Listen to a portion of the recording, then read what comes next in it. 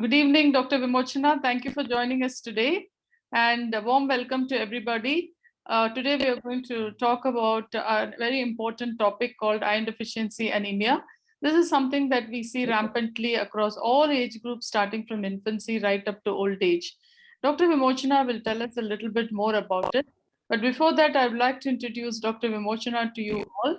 She is a very senior general pediatrician who has worked in the government at various levels, and she's also been a consultant and advisor in the National Health Mission under the Karnataka government. A warm welcome to you, Dr. Vimochana.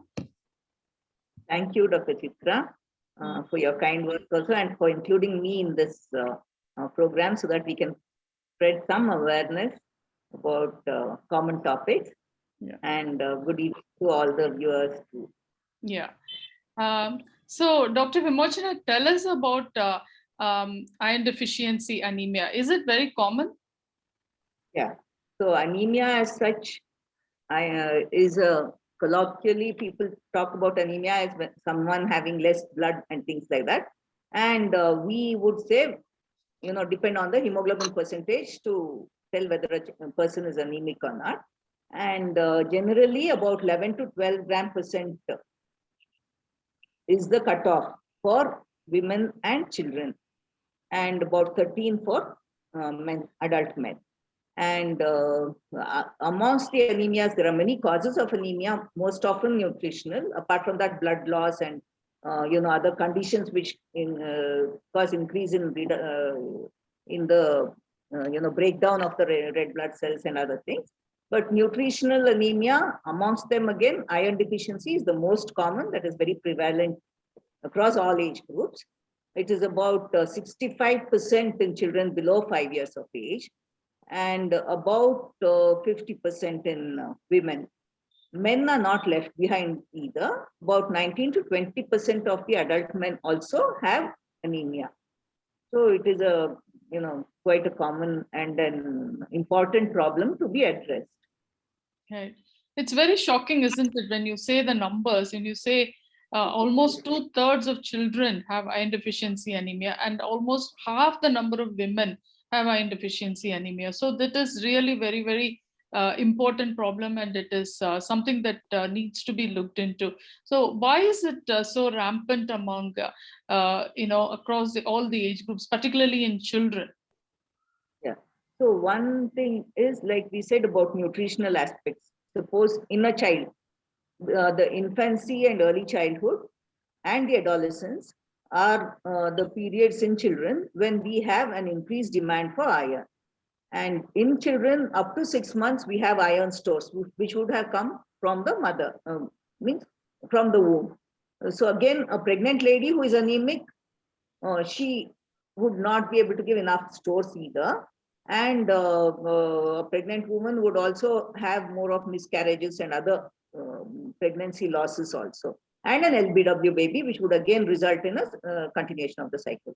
And in children, once the stores are depleted, after 6 months, if we do not start the right complementary feed at the right age, in the right quantity, and in the right form, that would lead to iron deficiency anemia. So we do know that breast milk should be given exclusive breastfeeds up to 6 months of age, and then continued up to 2 years of age. This is what we generally tell.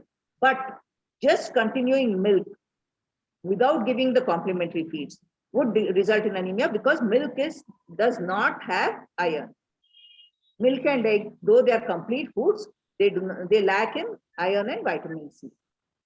Right. So should introduce complementary feeds. Okay. And among complementary feeds, again, iron-rich food, one is ragi in our setup. Apart from that, the green leafy vegetables, spinach and other things in different forms, we need to add it to the child's diet. It could be a dosa batter where you add the spinach or other methi or whatever leaves we can. And then raisins are another rich source of iron. So, in some such form, if we give iron, it will supplement, and the stores will be there. It will continue to have, the child will continue to have stores and available iron for the increased growth and development of the child. Okay. So because these are the periods during which the child is, undergoing rapid growth, and also a lot of demands from the brain for the development of the child. So these are Yes. periods when the iron requirement is very high, isn't it? So what are the, symptoms of iron Yes. deficiency in children? So one of the important things is, like you said, about growth and development. So the cognition would be affected. The child in a young child, toddler, and those periods, the cognition of the child, the fine motor development, the other skills of the child would be affected. And in a school-going child, the memory would be affected, the learning ability would be affected, and people say even ADHD. One of the causes of ADHD is also iron deficiency. That's what is told. Apart from the motor development, also to some extent, that's also affected. So all in all, the child's and these are the important periods when we definitely need to make sure the child has enough iron in the diet. And apart from that, the bioavailability is another factor. What about It the should be physical symptoms? Tiredness, poor see, the child cannot participate in outdoor games, and then can't concentrate. The learning could be affected. So these are all the problems that can occur in a child who has anemia. Okay, right. So, what kind of advice would you give for mothers who prepare the foods for their children every day? They all want to give them very healthy, nutritious foods, isn't it? So, how should the food be prepared or served in order to prevent iron deficiency? We know that certain nutrients are also preventing the uptake of iron by the body, even though we serve them foods rich in iron, isn't it? So, what are those kind of ingredients that should be avoided whilst preparing iron-rich foods? So some say certain legumes and other things, they have phytates which prevent the absorption of iron. So such legumes should be avoided. The fermenting of the rice dal combination would help improve the bioavailability, like this idlis and khichdi. And that khichdi, we can add these, greens can be added. And in other thing, very high rich iron, we tell about kadi patta. Yeah, That is curry leaves. Curry leaves. Yeah. So this is one good thing that we can add. And here we tell about certain green leafy vegetables. Spinach is one. Yeah. I think even broccoli is another very rich source of iron. So whoever afford it and get it, fine, they can give that. And in our part, ragi is another one, the staple food that start the complementary feed. That also is rich in iron and good bioavailability also. Okay. That iron is rich. What about and this? Non-vegetarian sources. Non-vegetarian sources, good bioavailability. So it could be any meat, poultry, liver, all these fish also. They're all having a good, that iron, there is no chance of that non-absorption part, because I told you about legumes and other things which may have phytates and they may hinder the absorption. Whereas non-vegetarian, it is a better, easily absorbed by the body. Yeah, apart from that, one word about hygiene. So another cause of iron deficiency is parasitic infestations. So worms, the poor hygiene, and now that we have this Swachh Bharat and all that, to some extent, I hope, the worms and other things would reduce. And washing our hands is very important. Now with COVID times, we are talking about hand wash. But in general, every time before preparing food, the mother should wash her hands, wash the vessels clean, and then feed it. And also we have a lot of people in our kitchen helping us in food preparations, isn't it? And we should we can deworm them. I mean, in general, everyone should be dewormed. That's another thing we take care of. Yeah. I've heard that, I've heard that tea and coffee should not be taken simultaneously with iron-rich foods. Yes. Is that true? Yes, yes, true. Older children especially, or adults also. Hmm. Again, there again, the absorption of iron is Hmm. reduced. So tea and coffee should not be taken. You can take lime, like say these food, that khichdi or whatever has been prepared. If we put a little lime to it, vitamin Hmm. C enhances absorption. So try Yeah. to use enhance and Hmm. avoid. Yeah. What about calcium in milk? Does that also affect absorption? It Milk affects and dairy absorption. products, if Milk we and take, dairy products should not again be taken with the iron-rich food. yeah. They should be given at different times. So Hmm. the same thing when we talk about complementary feeding, we talk about 3, 4, 5, 6 like that now, Hmm. as the depending upon the age. So at one feed, when we are giving this iron-rich food, don't give them milk and milk products, cheese, anything. Don't Hmm. add there. Yeah. Give it the other time. So it can be given like 2 to 3 hours later.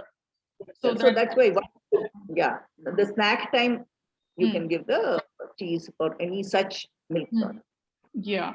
Okay. So that was very important information. I think a lot of people will benefit from this. What about supplements? Should we be giving supplements? Is it necessary? Should Uh, we consider giving them, a small dose of iron drops or iron syrup? What do you think? in general, we don't, if the diet is good enough, Hmm. we don't need supplement.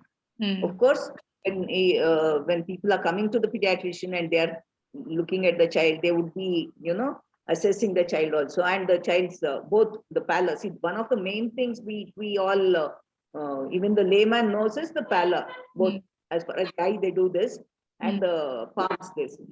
Hmm. So, and then of course doing a blood examination. Yeah. However, because of this high prevalence, I told you about 60% of the children below 5 years are anemic. So Hmm. the government has Hmm. started a supplementation program Hmm. across the age groups. So for younger children below 6 years, they have made iron syrup with the right formulation, about 20 mg Hmm. of iron with folic acid, Hmm. and that syrup is given to Hmm. be given in the Anganwadis too. And school going age, again, it's a weekly, bi-weekly and weekly. So smaller, younger children, it's bi-weekly, and older children, it's weekly iron supplementation. So in the school going, early school going child, between first and sixth standard, they give about 45 milligram of Hmm. elemental iron. Hmm. And older children, the adolescents and high school children, it's about 100 milligram once a day, once a week, not Okay. once a day, so once a week. So in this way, it won't cause toxicity also.